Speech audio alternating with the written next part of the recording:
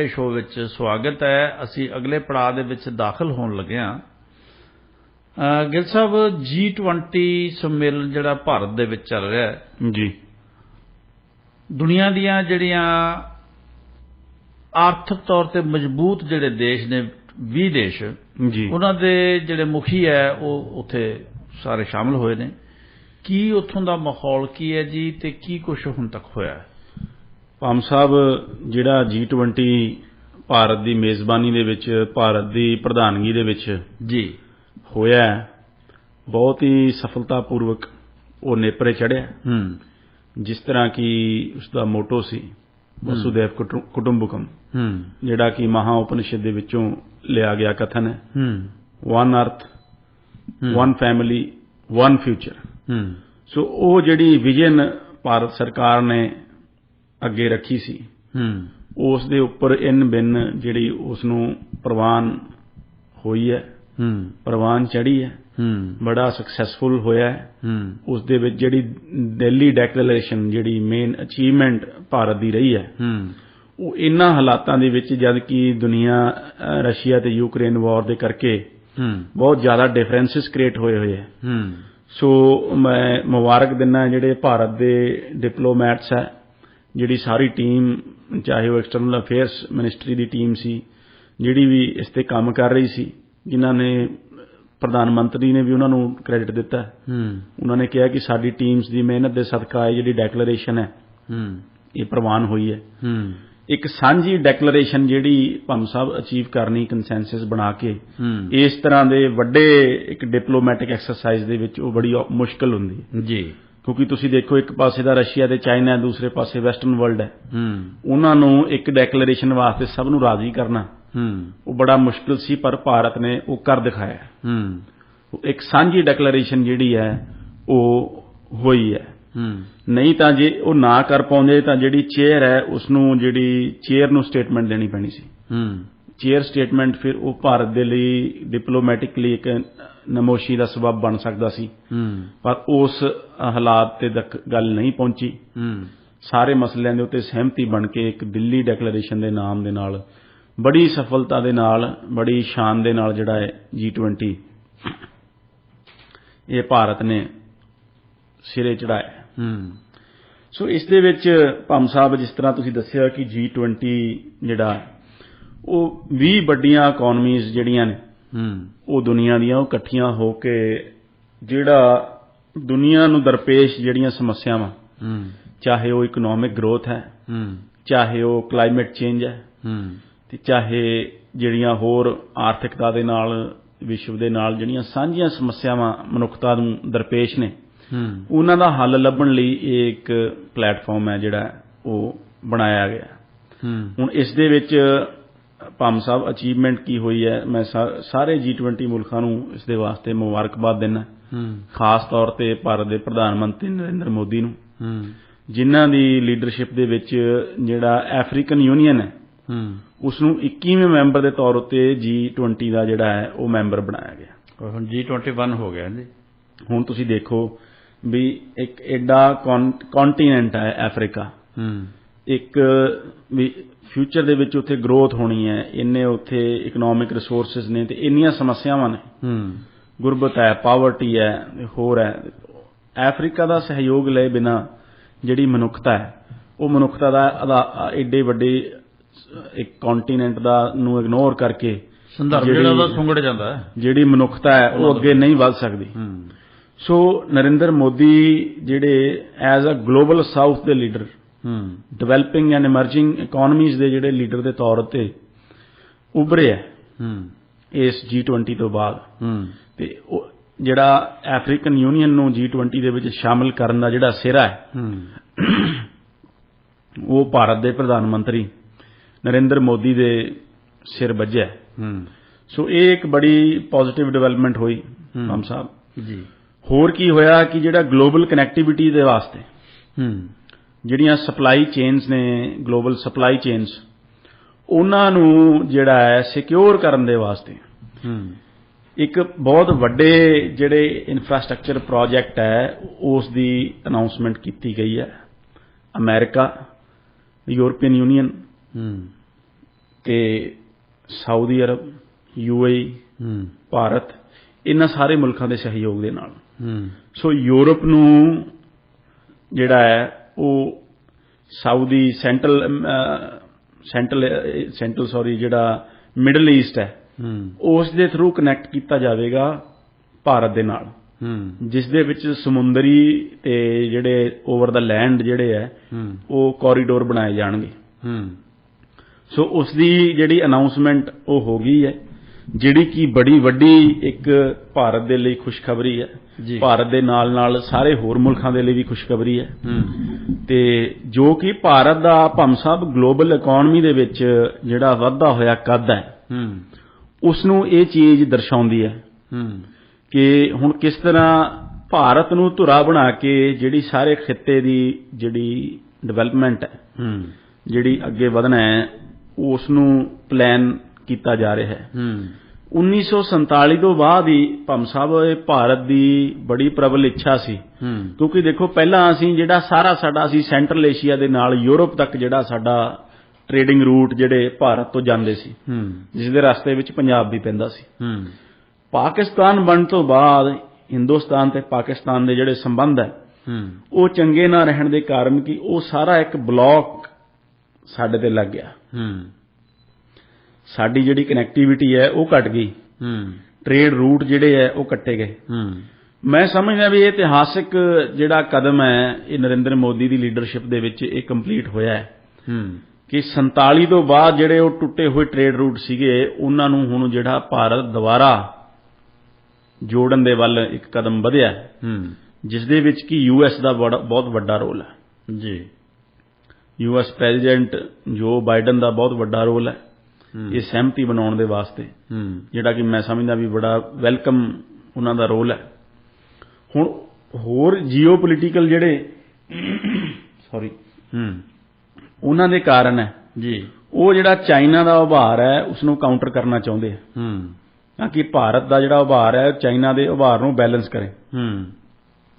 ਹੁਣ ਉਹ ਕੀ ਦੇਖ ਰਹੇ ਆ ਕਿ ਚਾਈਨਾ ਨੇ ਜਿਹੜਾ ਬੈਲਟ ਐਂਡ ਰੋਡ ਇਨੀਸ਼ੀਏਟਿਵ ਬਣਾ ਕੇ CPEC ਬਣਾ ਕੇ ਪਾਕਿਸਤਾਨ ਦੇ ਵਿੱਚ ਦੀ ਜਿਹੜਾ ਮਿਡਲ ਈਸਟ ਹੈ ਤੇ ਸੈਂਟਰਲ ਏਸ਼ੀਆ ਹੈ ਉੱਥੇ ਆਪਣਾ ਦਬਦਬਾ ਜਿਹੜਾ ਵਧਾ ਲਿਆ ਜੀ। ਸੋ ਉਸ ਨੂੰ ਕਾਊਂਟਰ ਕਰਨ ਦੇ ਵਾਸਤੇ ਅਮਰੀਕਾ ਤੇ ਯੂਰਪ ਜਿਹੜਾ ਹੈ ਉਹ ਭਾਰਤ ਨੂੰ ਐਜ਼ ਅ ਬਦਲ ਦੇਖ ਰਹੇ ਹੈ ਤੇ ਭਾਰਤ ਦੇ ਨਾਲ ਦੁਨੀਆ ਦੀ ਜਿਹੜੀ ਕਨੈਕਟੀਵਿਟੀ ਹੈ ਉਹ ਵਧਾਉਣੀ ਚਾਹੁੰਦੇ। ਸੋ ਇਹ ਇੱਕ ਜਿਹੜਾ ਹੈ ਇਤਿਹਾਸਕ ਕਦਮ ਮਾਮ ਸਾਹਿਬ ਉੱਥੇ ਕਨੈਕਟੀਵਿਟੀ ਨੂੰ ਲੈ ਕੇ ਲਿਆ ਗਿਆ ਹੈ, ਜਿਸ ਤੇ ਜੀਓ ਪੋਲਿਟਿਕਸ ਦੇ ਵਿੱਚ ਬੜੇ ਦੂਰਗਾਮੀ ਇਸ ਚੀਜ਼ ਦੇ ਸਿੱਟੇ ਨਿਕਲਣਗੇ, ਕਿਉਂਕਿ ਚਾਈਨਾ ਨੇ ਦੇਖੋ ਨੈਚੁਰਲੀ ਇਸ ਚੀਜ਼ ਨੂੰ ਪਸੰਦ ਨਹੀਂ ਕੀਤਾ ਨਾ ਉਹਨਾਂ ਨੇ ਕਰਨਾ ਜੀ, ਕਿਉਂਕਿ ਚਾਈਨੀਜ਼ ਪ੍ਰੀਮੀਅਰ ਨੇ ਜਿਹੜੀ ਇਹ G20 ਮਿਲਣੀ ਇਸ ਲਈ ਵੀ ਮਿਸ ਕੀਤੀ ਹੈ। ਹੁਣ ਚਾਈਨਾ ਦੇ ਜਿਹੜੇ ਬੜੇ ਅਧਿਕਾਰਤ ਸੂਤਰ ਹੈ ਉਹਨਾਂ ਤੋਂ ਇਸ ਗੱਲ ਦਾ ਪਤਾ ਲੱਗ ਰਿਹਾ ਹੈ ਕਿ ਉਹ ਖੁਸ਼ ਨਹੀਂ ਕਿ ਇੰਡੀਆ ਜਿਹੜਾ ਹੈ ਉਹ ਲੀਡਰਸ਼ਿਪ ਰੋਲ ਦੇ ਵਿੱਚ ਆ ਰਿਹਾ ਹੈ, ਗਲੋਬਲ ਸਾਊਥ ਦਾ ਚੈਂਪੀਅਨ ਬਣ ਰਿਹਾ, ਇੰਡੀਆ ਦੇ ਨਾਲ ਇੰਡੀਆ ਦਾ ਉਭਾਰ ਹੋ ਰਿਹਾ ਹੈ। ਚਾਈਨਾ ਹੁਣ ਇੰਡੀਆ ਨੂੰ ਆਪਣੇ ਸ਼ਰੀਕ ਦੇ ਤੌਰ ਤੇ ਦੇਖਦਾ ਹੈ ਜੀ, ਤੇ ਉਹ ਇਸ ਚੀਜ਼ ਤੋਂ ਖੁਸ਼ ਨਹੀਂ, ਤੇ ਇਸ ਲਈ ਉਹ ਜਿਹੜਾ ਬਾਰਡਰ ਡਿਸਪਿਊਟ ਹੈ ਇੰਡੀਆ ਦੇ ਨਾਲ ਉਸ ਨੂੰ ਉਭਾਰ ਕੇ ਭਾਰਤ ਨੂੰ ਉਲਝਾਏ ਰੱਖਣਾ ਚਾਹੂਗਾ। ਸੋ ਇਸ ਲਈ ਜਿਹੜੇ ਚਾਈਨੀਜ਼ ਪ੍ਰੀਮੀਅਰ ਹੈ ਸ਼ੀ ਜਿੰਗਪਿੰਗ ਉਹ ਆਪ ਨਹੀਂ ਆਏ ਤੇ ਉਹਨਾਂ ਨੇ ਜਿਹੜਾ ਆਪਣਾ ਪ੍ਰਧਾਨ ਮੰਤਰੀ ਲੀ ਕਿਆਂਗ ਉਹਨਾਂ ਨੂੰ ਭੇਜਿਆ। ਸੋ ਇਸ ਕਨੈਕਟੀਵਿਟੀ ਪ੍ਰੋਜੈਕਟ ਦੇ ਅਨਾਉਂਸ ਹੋਣ ਤੋਂ ਬਾਅਦ ਜਿਹੜਾ ਚਾਈਨਾ ਦਾ ਜਿਹੜਾ ਇਹ ਵਿਰੋਧ ਹੈ ਭਾਰਤ ਦੇ ਖਿਲਾਫ ਉਹ ਹੋਰ ਵਧੇਗਾ ਜੀ। ਪਰ ਜਿਹੜਾ ਭਾਰਤ ਦਾ ਕੱਦ ਹੈ ਉਹ ਹੁਣ ਦੁਨੀਆ ਦੇ ਵਿੱਚ ਜਿਹੜਾ ਉੱਚਾ ਉੱਠਣਾ ਉਹ ਭਾਵੇਂ ਸਾਹਿਬ ਆਲਮੋਸਟ ਜਿਹੜਾ ਹੈ ਉਹ ਤੈਅ ਹੋ ਚੁੱਕਿਆ ਜੀ। ਗਿੱਲ ਸਾਹਿਬ G20 ਦੀ ਗੱਲ ਚੱਲ ਰਹੀ ਹੈ ਤਾਂ ਫਿਰ ਗੱਲ ਸਾਡੇ ਵਾਲੇ ਪ੍ਰਧਾਨ ਮੰਤਰੀ ਦੀ ਵੀ ਚੱਲਣੀ ਚਾਹੀਦੀ ਹੈ, ਇਹ ਵੀ ਉੱਥੇ ਗਏ ਸੀ। ਇਹਨਾਂ ਦੀ ਕਾਰਗੁਜ਼ਾਰੀ ਜਾਂ ਇਹਨਾਂ ਦਾ ਵਿਹਾਰ ਕਿਸ ਤਰ੍ਹਾਂ ਦਾ ਰਿਹਾ ਜੀ ਉੱਥੇ? ਭਾਵੇਂ ਸਾਹਿਬ G20 ਦੇ ਸ਼ੁਰੂ ਹੋਣ ਤੋਂ ਪਹਿਲਾਂ ਹੀ ਜੀ Canadian prime minister Justin Trudeau ਦਾ ਉੱਥੇ ਜਾਣਾ ਤੈਅ ਸੀ, ਪਰ ਜਿਸ ਤਰ੍ਹਾਂ ਦੀਆਂ ਜਿਹੜੀਆਂ ਡਿਵੈਲਪਮੈਂਟਸ ਪਹਿਲਾਂ ਹੀ ਹੋ ਰਹੀਆਂ ਸੀਗੀਆਂ ਉਸ ਤੋਂ ਇਹ ਗੱਲ ਜ਼ਾਹਿਰ ਹੋ ਗਈ ਸੀ ਕਿ ਇੰਡੀਆ ਕੈਨੇਡਾ ਦੇ ਰਿਲੇਸ਼ਨਸ਼ਿਪ ਨੂੰ ਲੈ ਕੇ ਇਸ G20 ਤੋਂ ਜਿਹੜੀ ਬਹੁਤੀ ਤਵੱਕੋ ਹੈ ਉਹ ਨਹੀਂ ਕੀਤੀ ਜਾ ਸਕਦੀ ਜੀ। ਪਹਿਲਾਂ ਤਾਂ ਜਸਟਿਨ ਟਰੂਡੋ ਨੇ ਜਦ ਯੂਕਰੇਨ ਦੇ ਰਾਸ਼ਟਰਪਤੀ ਜ਼ੈਲੈਂਸਕੀ ਦੇ ਨਾਲ ਗੱਲਬਾਤ ਦੇ ਵਿੱਚ ਇਹ ਗੱਲ ਕਹੀ ਕਿ ਉਹ ਇਸ ਚੀਜ਼ ਦਾ ਆਬਜੈਕਟ ਕਰਨਗੇ ਕਿ ਯੂਕਰੇਨ ਨੂੰ G20 ਦੇ ਵਿੱਚ ਕਿਉਂ ਨਹੀਂ ਇਨਵਾਈਟ ਕੀਤਾ ਗਿਆ। ਚਲੋ ਇਹ ਗੱਲ ਸਮਝ ਵੀ ਆਉਂਦੀ ਹੈ, ਚਲੋ ਚੰਗੀ ਗੱਲ ਹੈ, ਉਹਨਾਂ ਨੂੰ ਕਰਨਾ ਵੀ ਚਾਹੀਦਾ, ਯੂਕਰੇਨ ਦੇ ਹੱਕ ਦੇ ਵਿੱਚ ਚੰਗਾ ਸਟੈਂਡ ਲੈਣਾ ਚਾਹੀਦਾ ਹੈ। ਦੂਸਰੀ ਗੱਲ ਭਾਮ ਸਾਹਿਬ, ਫਿਰ ਜਿਹੜਾ ਟ੍ਰੇਡ ਐਗਰੀਮੈਂਟ ਜਿਹੜਾ ਹਿੰਦੁਸਤਾਨ ਦੇ ਨਾਲ ਚੱਲ ਰਹੀ ਸੀ ਨੈਗੋਸੀਏਸ਼ਨ ਜੀ, ਉਸ ਨੂੰ G20 ਤੇ ਜਾਣ ਤੋਂ ਇੱਕ ਹਫ਼ਤਾ ਪਹਿਲਾਂ ਰੋਕ ਦਿੱਤਾ ਗਿਆ ਤੇ ਫਿਰ G20 ਤੇ ਇਮੀਡੀਏਟਲੀ 2 ਦਿਨ ਜਾਣ ਤੋਂ ਪਹਿਲਾਂ ਉਹਨਾਂ ਨੇ ਬਿਆਨ ਦਿੱਤੀ ਕਿ ਜੋ ਭਾਰਤੀ ਮੁਦਾਖਲਤ ਹੈ ਕੈਨੇਡਾ ਦੇ ਇੰਟਰਨਲ ਅਫੇਅਰਸ ਦੇ ਵਿੱਚ, ਉਸ ਦਾ ਜਿਹੜਾ ਵਿਸ਼ਾ ਹੈ ਉਹ ਇਹ ਪ੍ਰਧਾਨ ਮੰਤਰੀ ਮੋਦੀ ਦੇ ਨਾਲ ਉਹ ਚੱਕਣਗੇ। ਸੋ ਜਿਹੜੀ ਟੋਨ ਹੈ ਭਾਮ ਸਾਹਿਬ ਉਹ ਸੈੱਟ ਹੋ ਚੁੱਕੀ ਸੀ। ਉਹ ਦਿਖ ਰਿਹਾ ਸੀਗਾ ਕਿ ਜਿਹੜੀ ਗੱਲਬਾਤ ਉਹ ਕਿੱਧਰ ਨੂੰ ਜਾ ਰਹੀ ਹੈ।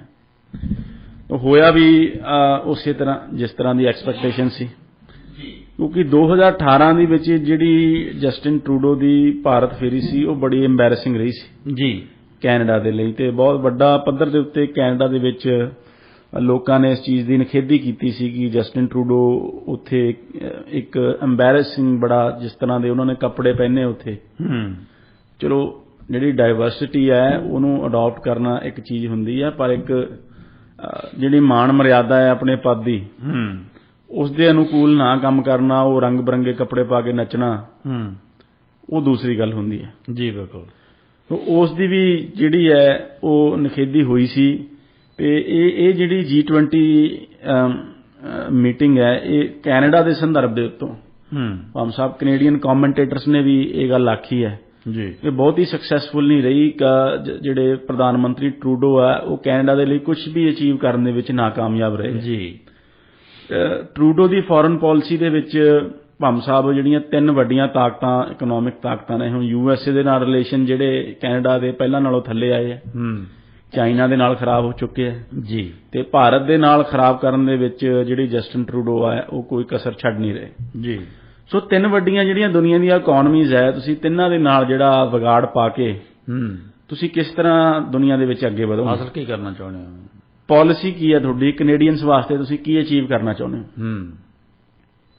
ਹੁਣ ਤੁਸੀਂ USA ਦੀ ਦੇਖੋ, USA ਨੇ ਬਹੁਤ ਸਾਰੇ ਕੰਸੈਸ਼ਨਸ ਇੰਡੀਆ ਤੋਂ ਲੈ ਲਏ, ਚਾਹੇ ਉਹ ਬਲੂਬੈਰੀਜ਼ ਦੀ ਐਕਸਪੋਰਟ ਹੋਵੇ, ਉਹ ਤੇ ਡਿਊਟੀ ਘਟਾਈ ਗਈ ਹੈ, ਫਰੋਜ਼ਨ ਬਲੂਬੈਰੀ ਦੇ ਉੱਤੇ, ਲੈਂਟਲਸ ਦੇ ਉੱਤੇ, ਦਾਲਾਂ ਦੇ ਉੱਤੇ, ਬਹੁਤ ਸਾਰੇ ਐਗਰੀਕਲਚਰ ਪ੍ਰੋਡਕਟਸ ਦੇ ਉੱਤੋਂ, US ਪ੍ਰੋਡਕਟਸ ਦੇ ਉੱਤੋਂ ਜਿਹੜੀ ਭਾਰਤ ਨੇ ਉਹ ਡਿਊਟੀ ਉਹ ਹਟਾ ਦਿੱਤੀ ਹੈ। ਇਹ ਕੈਨੇਡਾ ਵੀ ਕਰਵਾ ਸਕਦਾ ਸੀ ਜੀ, ਪਰ ਜਿਹੜੇ Canadian prime minister Justin Trudeau ਹੈ, ਇਹਨਾਂ ਦੀ ਜਿਹੜੀ ਪ੍ਰਾਇੋਰਟੀ ਹੈ ਉਹ ਕੈਨੇਡਾ ਦੇ ਜਿਹੜੇ ਇਕਨੋਮਿਕ ਇੰਟਰਸਟ ਹੈ ਉਹ ਪ੍ਰੋਟੈਕਟ ਕਰਨਾ ਨਹੀਂ, ਉਹ ਸਗੋਂ 2000 ਜਿਸ ਤਰ੍ਹਾਂ ਲੱਗਦਾ ਹੈ ਉਹਨਾਂ ਦੀ ਕਾਰਕਰਦਗੀ ਨੂੰ ਦੇਖ ਕੇ ਜੋ ਗੱਲਾਂ ਬਾਤਾਂ ਉਹਨਾਂ ਨੇ ਕੀਤੀਆਂ ਨੇ ਉੱਥੇ, ਕੋਈ ਇਕਨੋਮਿਕ ਕੋਈ ਅਚੀਵਮੈਂਟ ਤਾਂ ਉਹਨਾਂ ਦੀ ਰਹੀ ਨਹੀਂ।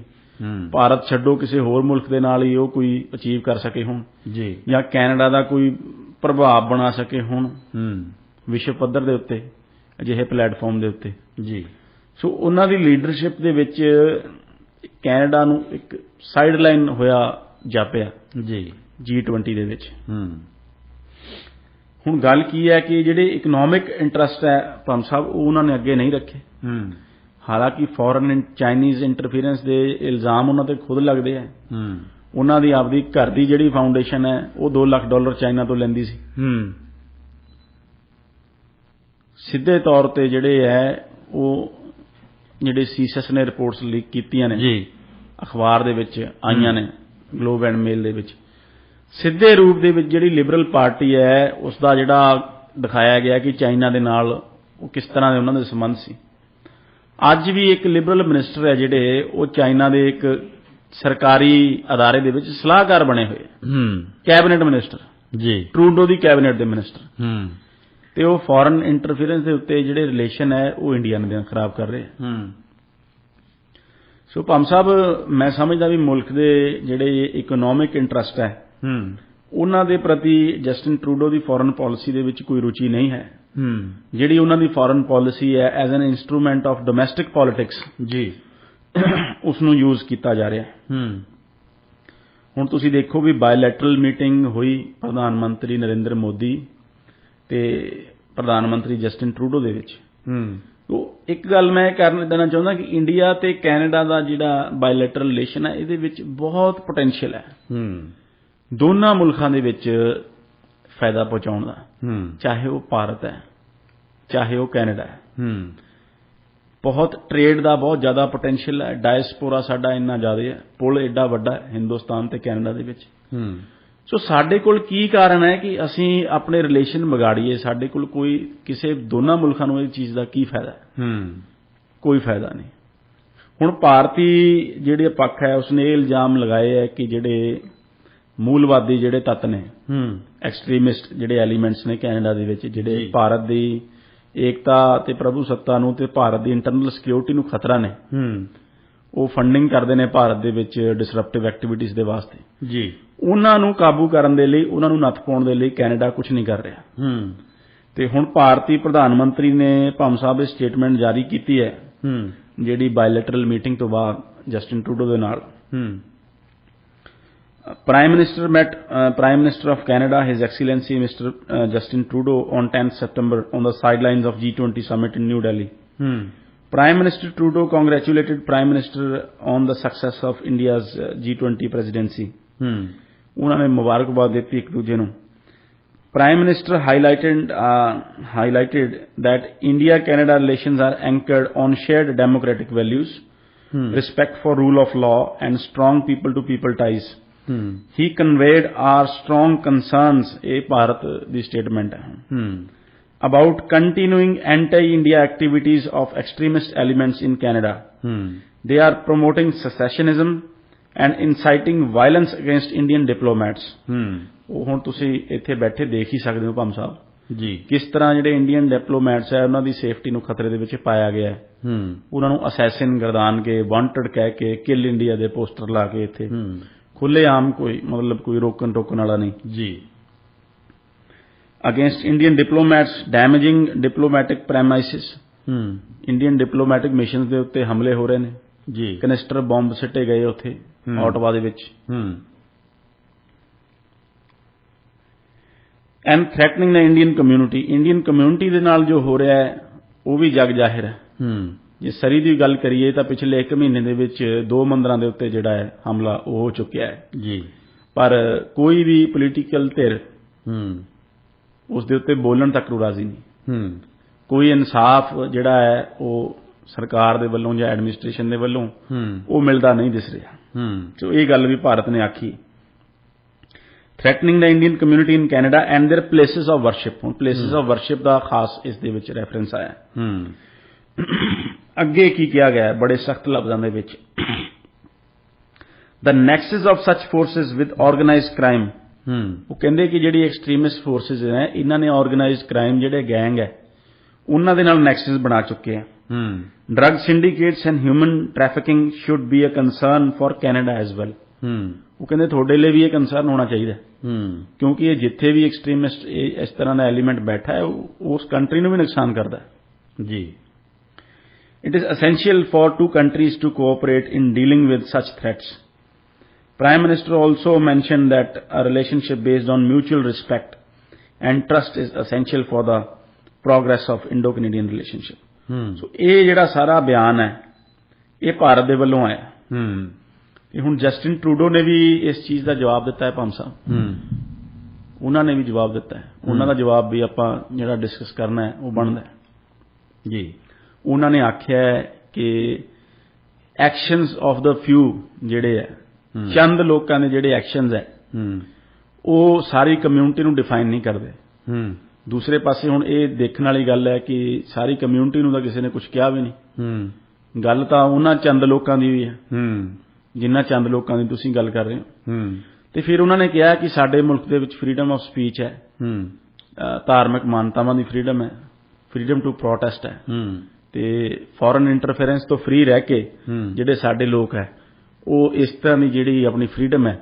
ਉਸ ਦਾ ਮੁਜ਼ਾਹਰਾ ਉਹ ਕਰ ਸਕਦੇ ਆ ਤੇ ਕਰਦੇ ਰਹਿਣਗੇ ਹੁਣ ਪੰਮ ਸਾਹਿਬ ਜਿਹੜਾ ਤੁਸੀਂ ਇੱਥੇ ਗਰਾਊਂਡ ਤੇ ਬੈਠੇ ਹੋ ਤੁਸੀਂ ਖੁਦ ਦੇਖ ਚੁੱਕੇ ਹੋ ਕਿ ਫਰੀडम ਆਫ ਪ੍ਰੋਟੈਸਟ ਤੇ ਜਿਹੜੀ ਫਰੀडम ਆਫ ਸਪੀਚ ਹੈ ਉਸ ਦਾ ਇਸਤੇਮਾਲ ਕਿਵੇਂ ਹੋ ਰਿਹਾ ਉਸ ਦਾ ਪਸਲੀਆਂ ਤੋੜਨ ਦੇ ਵਾਸਤੇ ਕਿਸ ਤਰ੍ਹਾਂ ਇਸਤੇਮਾਲ ਹੋ ਰਿਹਾ ਅਸੈਸੀਨੇਸ਼ਨ ਹੋਣ ਤੇ ਕਿਵੇਂ ਕੀਤਾ ਜਾ ਰਿਹਾ ਜੀ।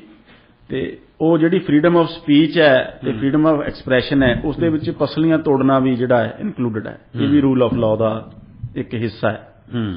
ਸੋ ਤੇ ਪਸਲੀਆਂ ਟੁੱਟਣ ਤੋਂ ਬਾਅਦ ਵੀ 4-5 ਮਹੀਨੇ ਬਾਅਦ ਵੀ ਉਹ ਜਿਹੜੇ ਕੈਨੇਡੀਅਨ ਸਿਟੀਜ਼ਨ ਸੀ ਉਹਨਾਂ ਦੀਆਂ ਪਸਲੀਆਂ ਟੁੱਟਣ ਤੋਂ ਬਾਅਦ ਵੀ ਜਿਹੜਾ ਹੁਣ ਫਰੀडम ਆਫ ਸਪੀਚ ਹੈ ਇਹ ਫਰੀडम ਆਫ ਪ੍ਰੋਟੈਸਟ ਹੈ ਇਹ ਜਾਰੀ ਰਹੂਗੀ, ਜਿਸ ਦੇ ਵਿੱਚ ਜਿਹੜੇ ਹਮਲੇ ਹੈ ਉਹ ਵੀ ਹੋ ਸਕਦੇ ਆ, ਲੋਕਾਂ ਦੇ ਉੱਤੇ ਕੁੱਟਮਾਰ ਕਰਨੀ, ਗੁੰਡਾਗਰਦੀ, ਮੰਦਰਾਂ ਦੇ ਉੱਤੇ ਹਮਲੇ।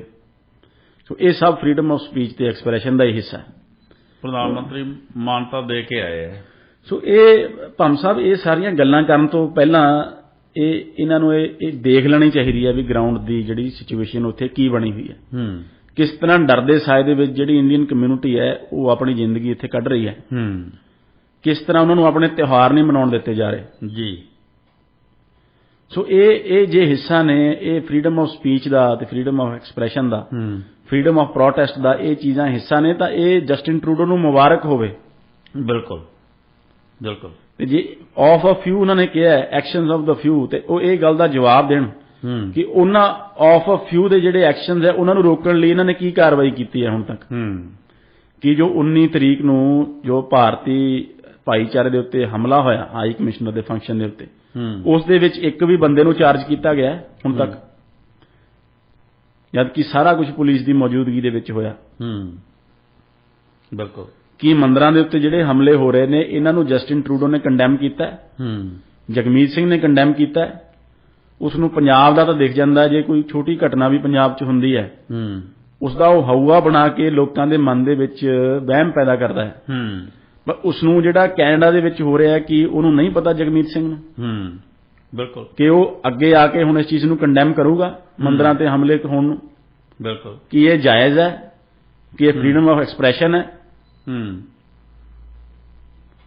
ਸੋ ਇਹਨਾਂ ਸਾਰਾ ਜਿਹੜੀਆਂ ਗੱਲਾਂ ਨੇ ਭੰਮ ਸਾਹਿਬ, ਇਹਨਾਂ ਦਾ ਜਿਹੜਾ ਜਵਾਬ ਹੈ ਉਹ ਕਿਸੇ ਕੋਲ ਜਵਾਬ ਨਹੀਂ। ਇਹ ਜਿਹੜੀਆਂ ਕਿਤਾਬੀ ਪੜ੍ਹੀਆਂ ਪੜ੍ਹਾਈਆਂ ਰਟੀਆਂ ਰਟਾਈਆਂ ਗੱਲਾਂ ਤੁਸੀਂ freedom of expression, rule of law, ਇਹ ਦੱਸੋ ਕਿੱਥੇ ਰੂਲ ਆਫ ਲਾਅ ਹੈ। ਜਿਸ ਸ਼ਖਸ ਦੀਆਂ ਪਸਲੀਆਂ ਤੋੜੀਆਂ ਗਈਆਂ ਉਸ ਨੂੰ ਮਿਲ ਕੇ ਪ੍ਰਧਾਨ ਮੰਤਰੀ ਦੱਸੇ ਵੀ ਰੂਲ ਆਫ ਲਾਅ ਕਿੱਥੇ ਹੈ। ਰੂਲ ਆਫ ਲਾਅ ਤਾਂ ਸਭ ਤੇ ਇੱਕੋ ਜਿਹਾ ਲਾਗੂ ਹੁੰਦਾ ਨਾ। ਸੋ ਇੱਥੇ ਤਾਂ ਜਿਹੜਾ ਭੰਮ ਸਾਹਿਬ ਜਿਹੜਾ ਭਾਰਤ ਪੱਖੀ ਲੋਕ ਹੈ ਉਹਨਾਂ ਦੀ ਜਾਨ ਮਾਲ ਦੀ ਰਖਵਾਲੀ ਉਹ ਆਪਣੇ ਕਰਨੀ ਮੁਸ਼ਕਲ ਹੋਈ ਪਈ ਹੈ, ਤੇ ਜਿਹੜੀ ਸਰਕਾਰ ਹੈ ਉਹ ਇਸ ਗੱਲ ਨੂੰ ਲੈ ਕੇ ਉਹ ਕੁੰਭ ਕਰਨੀ ਨੀਂਦ ਉਹ ਸੁੱਤੀ ਪਈ ਹੈ। ਇਹ ਅਸੀਂ ਨਿੱਜੀ ਤਜਰਬੇ ਦੀ ਅਸੀਂ ਆਪਣੀ ਗੱਲ ਦੱਸਦੇ ਜੀ। ਇਹ ਕੋਈ ਇਹ ਨਹੀਂ ਵੀ ਕੋਈ ਸੁਣੀ ਸੁਣਾਈ ਗੱਲ ਹੈ। ਸੋ ਇਹ ਭੰਮ ਸਾਹਿਬ ਇਹ ਸਾਰਾ ਕੁਝ ਜਿਹੜਾ ਹੋਇਆ, ਇੱਕ ਹੋਰ G20 ਦੇ ਵਿੱਚ ਜਿਹੜੀ ਗੱਲ ਹੋਈ ਹੈ ਕਿ ਜਿਹੜੀ ਰਸ਼ੀਆ ਤੇ ਯੂਕਰੇਨ ਦੇ ਮਸਲੇ ਨੂੰ ਲੈ ਕੇ ਜਿਹੜੀ ਸਟੇਟਮੈਂਟ ਪਾਸ ਕੀਤੀ ਗਈ ਹੈ, ਉਹ ਜੋ ਬਾਲੀ ਦੇ ਵਿੱਚ ਜੋ ਸਟੇਟਮੈਂਟ ਪਾਸ ਹੋਈ ਸੀ ਜੀ, ਉਸ ਦੇ ਨਾਲ ਉਸ ਦੀ ਜਿਹੜੀ ਵਰਡਿੰਗ ਆ ਉਹ ਬੜੀ ਨਰਮ ਹੈ, ਜਿਸ ਦਾ ਕਿ ਜਿਹੜਾ ਰਸ਼ੀਆ ਨੇ ਸਵਾਗਤ ਕੀਤਾ ਤੇ ਕਈ ਮੁਲਕਾਂ ਨੇ ਇਤਰਾਜ਼ ਕੀਤਾ, ਜਿਸ ਚੋਂ ਜਸਟਿਨ ਟਰੂਡੋ ਵੀ ਇੱਕ ਨੇ। ਇਹਨਾਂ ਨੇ ਵੀ ਇਤਰਾਜ਼ ਕੀਤਾ ਉਸ ਗੱਲ ਦਾ। ਤੇ ਉਹ ਜਿਹੜੀ ਵਰਡਿੰਗ ਆ ਉਹ ਚੇਂਜ ਕੀਤੀ ਗਈ, ਕਿਉਂਕਿ ਬਾਲੀ ਦੇ ਵਿੱਚ ਜਿਹੜੀ ਰਸ਼ੀਆ ਦੇ ਖਿਲਾਫ ਜਿਹੜੀ ਕਾਫੀ ਸਖਤ ਜਿਹੜੀ ਵਰਡਿੰਗ ਹੈ ਉਹ ਯੂਜ਼ ਕੀਤੀ ਗਈ ਸੀ ਜੀ। ਜਦੋਂ ਇਹ ਸਵਾਲ ਭਾਰਤ ਦੇ ਫੋਰਨ ਮਿਨਿਸਟਰ ਐਸ ਜੈਸ਼ੰਕਰ ਨੂੰ ਇਹ ਗੱਲ ਪੁੱਛੀ ਗਈ ਤਾਂ ਉਹਨਾਂ ਨੇ ਇਸ ਦਾ ਬੜਾ ਇੱਕ ਸਿੰਗਲ ਲਾਈਨ ਦੇ ਵਿੱਚ ਜਵਾਬ ਦਿੱਤਾ। ਉਹਨਾਂ ਨੇ ਕਿਹਾ ਬਾਲੀ ਇਜ਼ ਬਾਲੀ ਐਂਡ ਦਿੱਲੀ ਇਜ਼ ਦਿੱਲੀ। ਸੋ ਜੋ ਉਹ ਕਹਿੰਦੇ 1 ਸਾਲ ਪਹਿਲਾਂ ਜੋ ਬਾਲੀ ਦੇ ਵਿੱਚ ਹੋ ਚੁੱਕਿਆ ਹੈ ਉਹ ਅਸੀਂ ਦਿੱਲੀ ਦੇ ਵਿੱਚ ਨਹੀਂ ਦੁਹਰਾ ਸਕਦੇ। ਸੋ ਇਸ ਤਰ੍ਹਾਂ ਭਾਰਤ ਕਾਫੀ ਹੱਦ ਤੱਕ ਸਫਲ ਰਿਹਾ ਹੈ ਜੀ। ਸਾਰੀਆਂ ਜਿਹੜੇ ਪੱਖਾਂ ਨੂੰ, ਸਾਰੀਆਂ ਧਿਰਾਂ ਨੂੰ ਸੰਤੁਸ਼ਟ ਕਰਨ ਦੇ ਵਿੱਚ ਕਾਫੀ ਹੱਦ ਤੱਕ ਸੰਤੁਸ਼ਟ ਕਾਮਯਾਬ ਰਿਹਾ ਜੀ। ਤੇ ਸਫਲਤਾਪੂਰਵਕ ਇਹ G20 ਹੈ ਜਿਹੜਾ ਉਹ ਸਿਰੇ ਚੜ੍ਹਿਆ। ਸਫਲਤਾਪੂਰਵਕ ਸਿਰੇ ਚੜ੍ਹਨ ਦੇ ਨਾਲ ਭੰਮ ਸਾਹਿਬ ਹੁਣ ਜਿਹੜੀ ਪ੍ਰਧਾਨਗੀ ਹੈ G20 ਦੀ ਉਹ ਅੱਗੇ ਹੁਣ ਬ੍ਰਾਜ਼ੀਲ ਨੂੰ ਦੇ ਦਿੱਤੀ ਗਈ ਹੈ।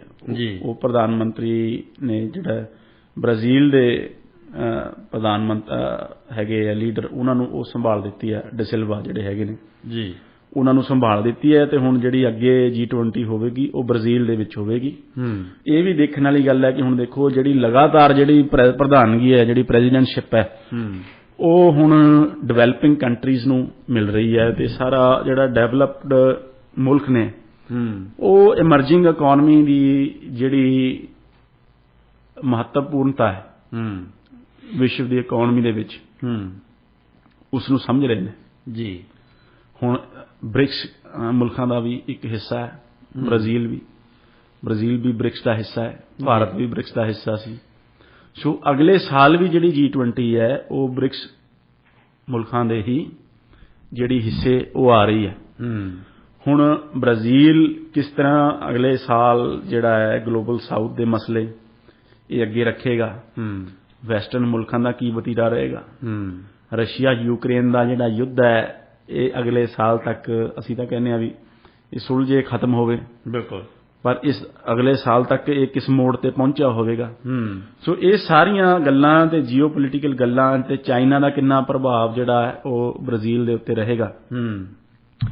ਸੋ ਇਹ ਸਾਰੀਆਂ ਗੱਲਾਂ ਦਾ ਜਿਹੜਾ ਹੁਣ ਇਹ ਅਗਲੇ ਸਾਲ ਪਤਾ ਲੱਗੂਗਾ ਕਿ ਬ੍ਰਾਜ਼ੀਲ ਜਿਹੜੀ ਹੈ ਇਹ ਆਪਣੀ ਪ੍ਰਧਾਨਗੀ ਇਸ ਨੂੰ ਕਿਸ ਤਰ੍ਹਾਂ ਸਿਰੇ ਚਾੜਦਾ ਹੈ ਤੇ ਕਿਸ ਤਰ੍ਹਾਂ ਜਿਹੜੀ ਸਾਰੀ ਗੱਲਬਾਤ ਹੈ ਇਸ ਨੂੰ ਹੁਣ ਅੱਗੇ ਵਧਾਇਆ ਜਾਂਦਾ ਤੇ ਅੱਗੇ ਤੋਰਿਆ ਜਾਂਦਾ ਜੀ।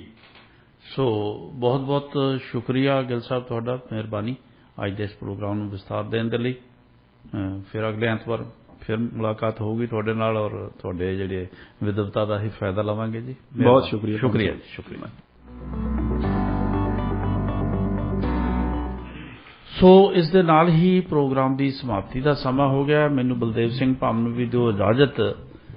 ਅਗਲੇ ਐਤਵਾਰ ਨੂੰ ਫਿਰ ਹੋਰ ਨਵੇਂ ਵਿਸ਼ੇ ਲੈ ਕੇ, ਹੋਰ ਪੱਖ ਦੇ ਵਿਸ਼ੇ ਲੈ ਕੇ ਤੁਹਾਡੇ ਰੂਬਰੂ ਅਸੀਂ ਹੋਵਾਂਗੇ, ਮੈਂ ਤੇ ਸਰਦਾਰ ਲਵਲੀਨ ਸਿੰਘ ਜੀ ਗਿੱਲ, ਔਰ ਫਿਰ ਨਵੀਂ ਵਿਚਾਰ ਚਰਚਾ ਹੋਵੇਗੀ। ਸੋ ਤਦ ਤੱਕ ਲਈ ਦਿਓ ਇਜਾਜ਼ਤ। ਜਿਉਂਦੇ ਵਸਦੇ ਰਹੋ ਜੀ।